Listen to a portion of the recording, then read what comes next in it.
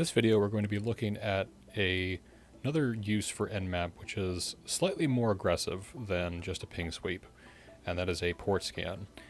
And the way that works is that Nmap is going to go through the ports on the target computer one by one until it finds ones that are open, if there are any available.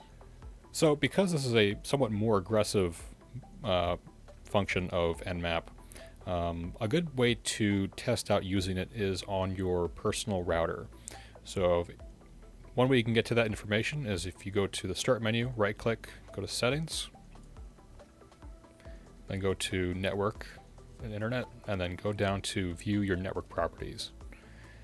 And in here will be a listing of your current network configuration, including your computer's IPv4 address, the DNS server, and the network gateway address.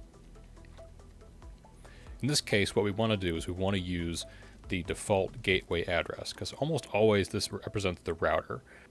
So in my case, the default gateway is 192.168.1.1, and this is the target I'm going to use for Nmap. So I'll minimize the network properties and go back to Nmap. And in the target field, I'm going to put in that IP address of 192.168.1.1. Depending on your network, you may have a different default gateway address than I do. So it's a good idea to make this step and find out what the actual address is of your default gateway.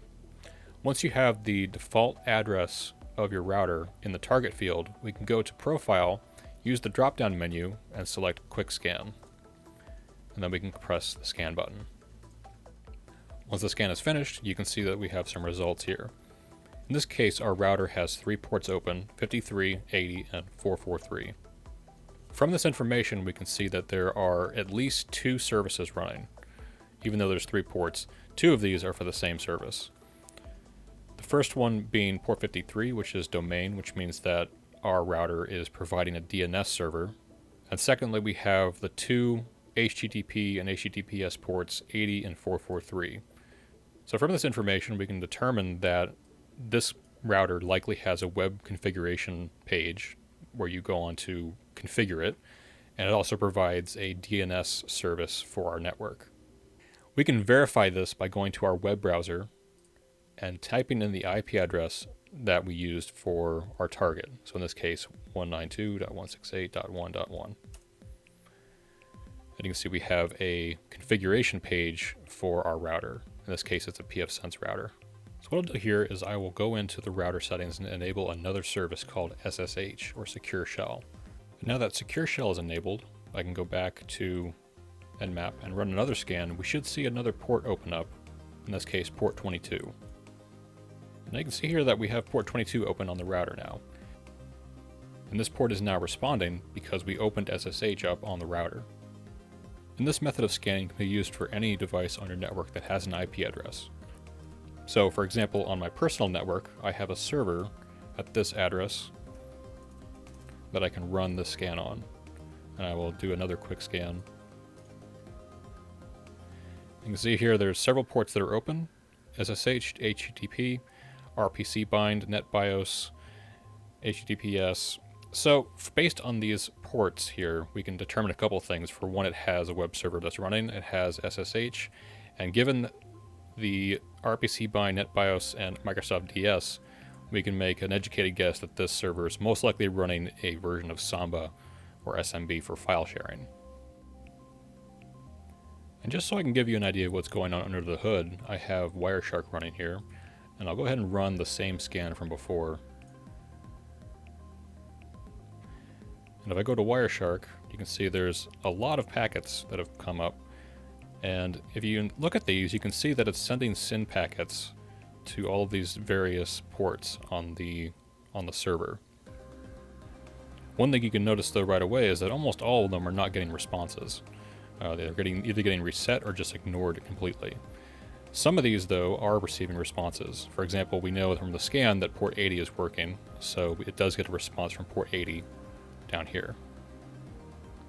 And we can show that a bit further if we right click on this, go to follow, and then follow TCP stream. You can close it this window, and this will tell Wireshark to narrow the packets down to that particular interaction. What we have here is Nmap sending a SYN packet on port 80, and then shortly afterwards the server responds with a SYN ACK, essentially telling it that it is available.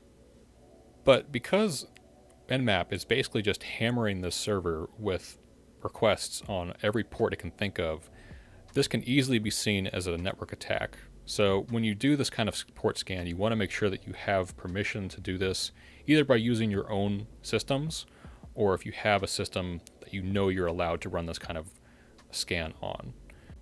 And there are some types of security software that would see this kind of traffic as an attack. Something to also note about Nmap is that it has a lot of different modes that it can be run in. If you go to Profile, in the drop down you can see there's different types of scans that are available. But you can see here in this command field here, we have the Nmap command rung with the arguments. And this is actually what's happening under the hood. Zenmap, the program, is just a front-end graphical user interface for the command Nmap. And Nmap has a lot of different modes. So if I open up a PowerShell window, for example, and type in Nmap, this is the output for that command when no arguments are given, and you can see these are all the options you can give it. So there's different types of scans you can do. For example, you can do SYN Connect, ACK, you can do TCP null, FIN, Xmas scans.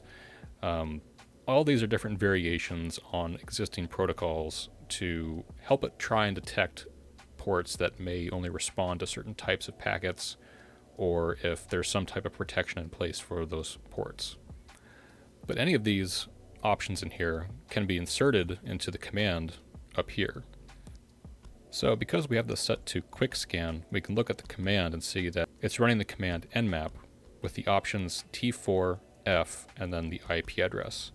T4, if we go back to our PowerShell window, T4 in this case refers to the timing template, which adjusts how fast Nmap runs overall generally.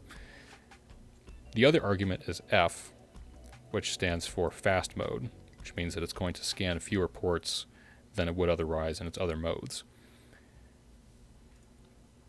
So you can kind of get the idea that Zenmap is really just a front end for this utility. And when it comes down to it, all it's doing is it's going to be running this program. That also means you can insert arguments from here into Zenmap.